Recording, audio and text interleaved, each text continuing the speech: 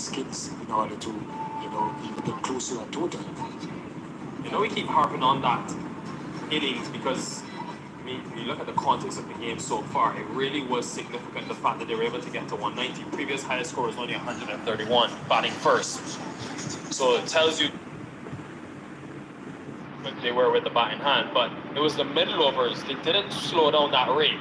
Scored at close to 8 runs an over in that 9 over period between overs 6 and 15.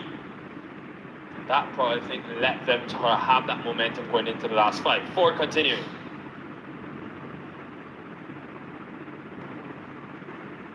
Lester, you mentioned Matthew Ford in that sort of St. Lucia venue. Seeing him in the CPL, getting into his professional career, what do you make of him? Well, he's a good talent.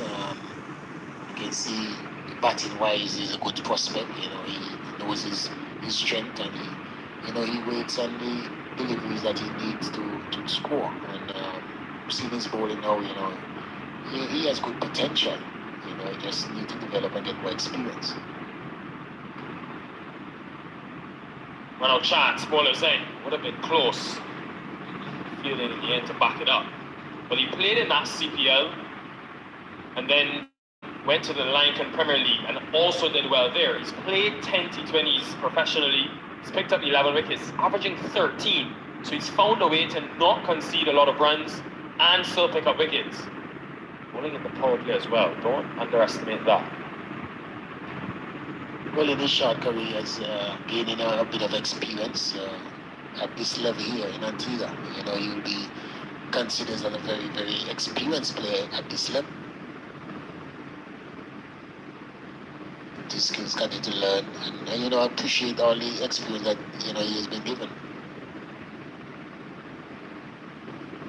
When I get when he comes back onto commentary with Mally Richards, because I know he followed the West Indies Academy very closely. And Matthew Ford is one that went to the Under-19 World Cup but was not included in that group. Just wonder if Mally, who studies them, feels like Ford could sort of slip in. We've seen him in the Super 50, of course. I think Ford, though, has what it takes, Sylvester.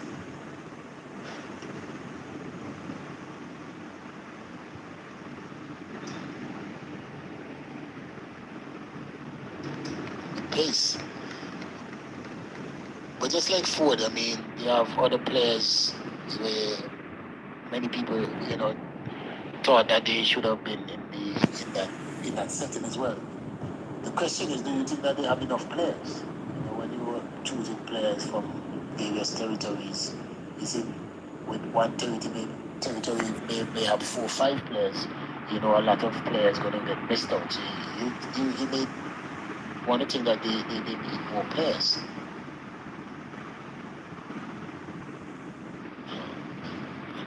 Slip, put down. The slip was in place and also was a run-out chance. All happening in the middle. Comedy of errors, really. The Pythons missing out big time.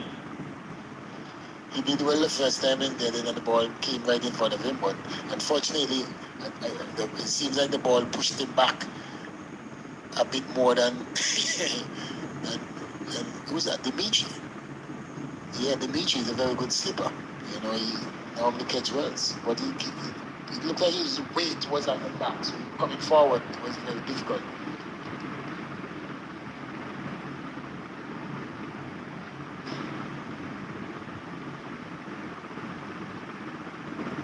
The catch is taken.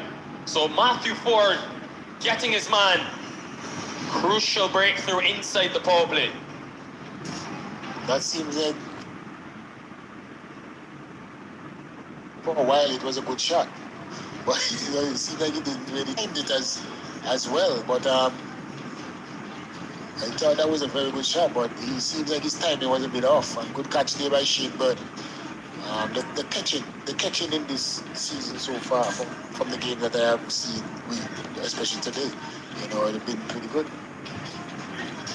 I think Kadeem Henry will be even more disappointed because he's hitting into the leg side where he has the wind helping him as well, but still wasn't able to clear that boundary. Important strike early for the Pythons. That will help their cause. Interesting to see if they send. he also was with the under 19 a few years ago. He has scored the most runs at the under 19 World Cup for the West Indies. He never really kicked on, really. Yeah, hasn't had much opportunity for that Trinidad and Tobago franchise, especially in the red ball format. But in the T10 tournaments that have been played in Trinidad, he's been dominant. He's been one of the stand-up performers. So he's relishing an opportunity like this to really show what he's made of at sort of a higher level, and of course in T20 cricket. It's not him though. It is Andrew. He's come to the middle. It's Joel Andrew. And that's another shot to the shots, man. And I'm looking forward to it, so that's what we want to see, the entertainment. I coach him at school. He goes to my school. So that means you can tell me exactly what we can expect. That's what I'm telling you, he's a shotsman. So maybe a quick fire 13 ball 50 or 15 ball 50. I don't know how long he's going to stay out there. I don't know how long he's going to stay. I can't tell you how long, but if he's out there, he's going to play some shots.